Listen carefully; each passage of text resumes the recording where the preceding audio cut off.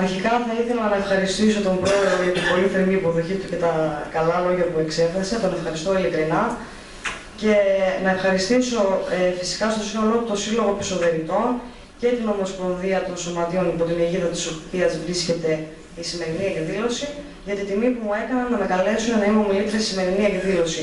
Η εκδήλωση αυτή είναι ιδιαίτερα σημαντική, καθώς σήμερα γιορτάζεται τα 50 χρόνια λειτουργίας του Συλλόγου και τιμάει όχι μόνο εμένα προσωπικά, όσοι έχω σε καταγωγή από το Πισωδέρι, αλλά και την τοπική αυτοδιοίκηση, την οποία εκπροσωπώ και η οποία οφείλει και καταβάλει προσπάθειες να είναι αρρωγός σε δράσεις συλλόγων όπως ο δικός σας.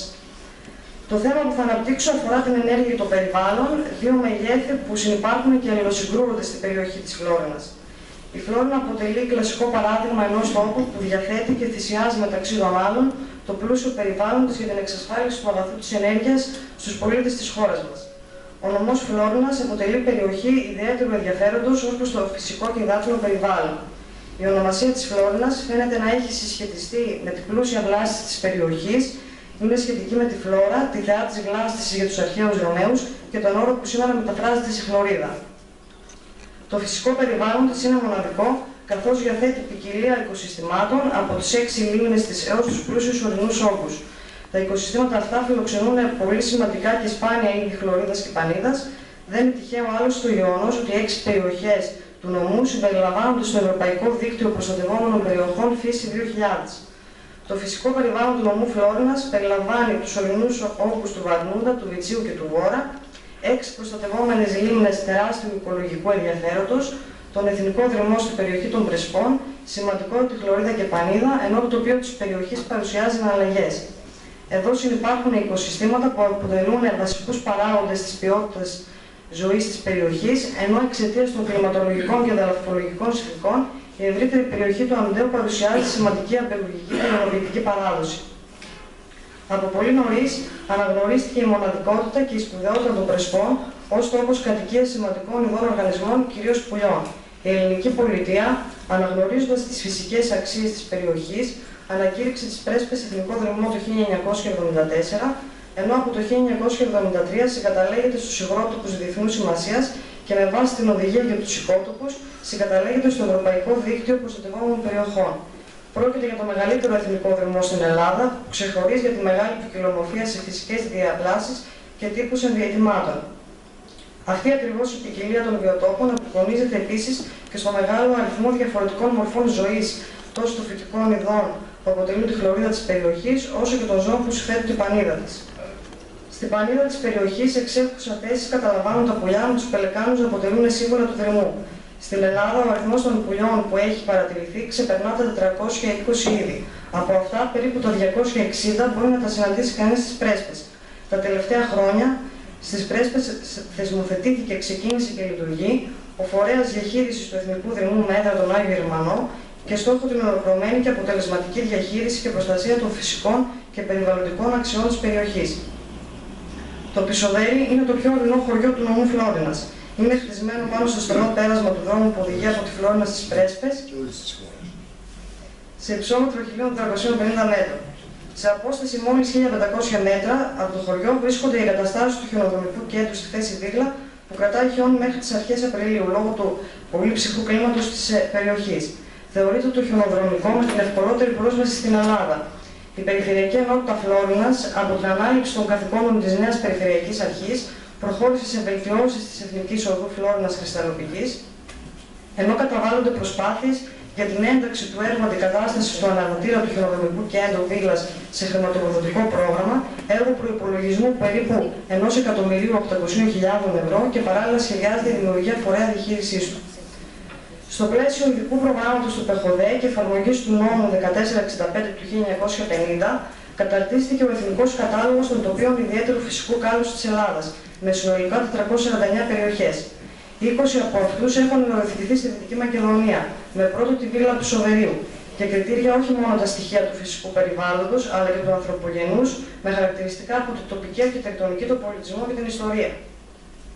Ο νομός Φλόρινας διαθέτει ένα σύγκριτο περιβάλλον, η αξιοποίηση του οποίου μπορεί να εξασφαλίσει την ανάπτυξη του πρωτογενούς τομέα, την τουριστική προβολή, την ανάδειξη της πολιτιστικής κληρονομιάς και των ιδιαίτερων χαρακτηριστικών της περιοχής, την παραγωγική και εξαγωγική δραστηριότητα. Είναι αλήθεια ότι χάθηκε πολύτιμος χρόνος ώστε τα συγκριτικά πλεονεκτήματα της περιοχής μας να αποτελέσουν τους πυλώνες της ανασυγκρότησής της. Παρά τις οικονομικές συγκυρίες της εποχής και τις πολύπλοκες γραφειοκρατικές διαδικασίες, η περιφέρεια υιοθετεί και προωθεί την εφαρμογή κάθετων πολιτικών, έτσι ώστε βάσει της ανάπτυξης να αποτελέσουν τα ιδιαίτερα χαρακτηριστικά του τόπου μας. Στην ενότητα της ενέργειας ισχύουν τα εξής. Στην περιφέρεια Δυτικής Μακεδονίας παράγεται το σύνολο σχεδόν της ηλεκτρικής ενέργειας της χώρας. Η περιφερειακή ενότητα Φλόρινας, ως κατεξοχήν ενεργειακή περιοχή, διαθέτει αξιόλογα αποθέματα λιγνίτη από άποψη ποσότητας, ποιότητας και οικονομικής αξίας. Ο ορυκτός πλούτος της περιοχής αποτελεί κυρίαρχο συγκριτικό της πλεονέκτημα, η εκμετάλλευση του οποίου έχει προσφέρει και εξακολουθεί να προσφέρει τα μέγιστα στην εθνική οικονομία και την ενεργειακή αυθάρκεια της χώρας. Είναι επιτακτική ανάγκη η ύπαρξη μακροπρόθεσμου ενεργειακού σχεδιασμού, στηριζόμενου στην ορθολογική και με βάση τις αρχές της αειφορίας εκμετάλλευσης του λιγνίτη της περιοχής μας, προκειμένου η εξόρυξη να αποδειχθεί ωφέλιμη για την τοπική κοινωνία και την εθνική οικονομία. Στην περιφερειακή ενότητα Φλόρινας λειτουργούν δύο μονάδες παραγωγής ηλεκτρικής ενέργειας, ο ΑΕΣ Αμυντέου Φιλότο και ο ΑΕΣ Μελίτης Αχλάδας, ενώ υπάρχει ενεργή εξορυκτική δραστηριότητα από τη ΔΕΗ στα ορυχεία Αμυντέου Λακιάς και από ιδιωτική εταιρεία στα ορυχεία Αχλάδας. Προκειμένου να διατηρηθεί ο ενεργειακός χαρακτήρας της περιφερειακής ενότητας Φλόρινας και να αποκτήσει προοπτική συνέχιση στη λιγνητική εποχή στην περιοχή μας, μείζωνος σημασίας έργα είναι η διάνοιξη των ορυχείων του Κλειδιού και της Βέβης. Ενδεικτικά, το λιγνητορυχείο της Βέβης διαθέτει συνολικά εκμεταλλεύσιμα αποθέματα λιγνίτη ύψους 900 εκατομμυρίων τόνων που μπορούν να στηρίξουν την τροφοδοσία μιας μονάδας παραγωγής ηλεκτρικής ενέργειας 400 ΜΒ. Η διάνοιξη των ορυχείων θα εξασφαλίσει την απρόσκοπτη λειτουργία του ΑΕΣ Μελίτη 1, που είναι και ο πιο σύγχρονος λιγνητικός σταθμός που διαθέτει αυτή τη στιγμή η ΔΕΗ, αλλά και την κατασκευή και λειτουργία του ΑΕΣ Μελίτη 2, η δημιουργία του οποίου προϋποθέτει τα κοιτάσματα των δύο ορυχείων. Στο σημείο αυτό θα ήταν παράληψη να μην υπογραμμίσω τη βασική πολιτική θέση της περιφέρειας Δυτικής Μακεδονίας σχετικά με το χαρακτήρα της ενέργειας, ως αδιαπραγμάτευτου κοινωνικού αγαθού, η παραγωγή και διανομή του οποίου πρέπει να έχει δημόσιο χαρακτήρα. Άλλωστε, η περιφέρεια, ως β' βαθμός αυτοδιοίκησης, πρωτοστάτησε στους αγώνες ματέωσης των σχεδίων πώλησης της λεγόμενης μικρής ΔΕΗ και εξακολουθεί να αγωνίζεται για την οριστική απομάκρυνση αυτού ή ανάλογων σχεδίων. Μεγάλο στοίχημα για την περιφερειακή ενότητα Φλόρινας, αλλά και για κάθε περιοχή με ενεργειακό χαρακτήρα, η οποία αντιμετωπίζει πληθώρα περιβαλλοντικών ζητημάτων και εισπράττει ελάχιστα ανταποδοτικά ωφέλη, είναι η υλοποίηση της αρχής αειφόρου ανάπτυξης. Όρος ο οποίος περιγράφει την οικονομική ανάπτυξη που σχεδιάζεται και υλοποιείται, λαμβάνοντας υπόψη την προστασία του περιβάλλοντος και τη βιωσιμότητα. Η βιώσιμη ανάπτυξη προϋποθέτει την ανάπτυξη των παραγωγικών δομών της οικονομίας και την δημιουργία υποδομών προστασίας του φυσικού περιβάλλοντος και αντιμετώπιση των οικολογικών προβλημάτων. Βασικό μέσο υλοποίησης της αειφόρου ανάπτυξης αποτελεί η εφαρμογή δράσεων και πρωτοβουλειών της λεγόμενης εταιρικής κοινωνικής ευθύνης. Με τον όρο αυτό εννοούμε την υποχρέωση για δράση ανταποδοτικότητας του φορέα εκμετάλλευσης του ορυκτού πλούτου προς την τοπική κοινωνία. Στην κατεύθυνση αυτή, η Περιφέρεια Δυτικής Μακεδονίας διεκδικεί με περιστατωμένη επιχειρηματολογία την εφαρμογή ειδικής τιμολογιακής πολιτικής με μείωση του κόστους ρεύματος κατά 30% για τα νοικοκυριά και κατά 50% για τις επιχειρήσεις, πρόταση που έχει τύχει κυβερνητικής αποδοχής. Ακολούθως, η καταβολή του τέλους εξόρυξης λιγνίτη στην τοπική αυτοδιοίκηση, η αύξηση του τοπικού πόρου ανάπτυξης και η διόρθωση του πλασματικού ΑΕΠ που παρουσιάζει η περιφέρειά μας λόγω του κύκλου εργασιών της ΔΕΗ, αποτελούν τις βασικότερες ανταποδοτικές δράσεις προς την τοπική κοινωνία. Περαιτέρω, η ενίσχυση της εκπαίδευσης, η εξειδίκευση και η διάχυση της τεχνογνωσίας που έχει αποκτήσει η περιοχή μας, οι πρόσθετες και έγκυρες περιβαλλοντικές επενδύσεις, η επαναπόδοση των εδαφών που εκμεταλλεύτηκε η ΔΕΗ και ο κοινωνικός διάλογος είναι βασικές δράσεις που πρέπει και μπορούν να εφαρμοστούν στην περίπτωση της Δυτικής Μακεδονίας και κατ' επέκταση στον νομό Φλόρινας. Οι παραπάνω παρεμβάσεις θα διασφαλίσουν επιπρόσθετα χρηματικά κονδύλια για την υλοποίηση ανταποδοτικών προς την τοπική κοινωνία και το περιβάλλον δράσεων, θα αποκαταστήσουν μια αδικία ετών που υφίσταται ο νομός Φλόρινας και ταυτόχρονα θα προσελκύσουν επενδύσεις στην περιοχή μας. Η αξιοποίηση των εγχώριων ενεργειακών πόρων θα έχει ως αποτέλεσμα για την περιφέρειά μας την ορθολογική εκμετάλλευση όλων των εκμεταλλεύσιμων λιγνητικών κοιτασμάτων για την πλήρη κάλυψη των αναγκών των ΑΕΣ, χωρίς να απαιτείται η προσφυγή σε εισαγωγές λιγνίτη από γειτονικές χώρες και την αξιοποίηση του λιγνίτη με σύγχρονους όρους που αυξάνουν το βαθμό απόδοσης και μειώνουν δραστικά τις περιβαλλοντικές επιπτώσεις. Η αρμόδια αντιπεριφέρεια ενέργειας Δυτικής Μακεδονίας έχει αποτυπώσει, καταθέσει και παρουσιάσει, ειδικότερα για την ενεργειακή παραγωγή, τους βασικούς άξονες των πολιτικών θέσεων και προτάσεών της μέσω του επιχειρησιακού ενεργειακού σχεδίου της Περιφέρειας Δυτικής Μακεδονίας.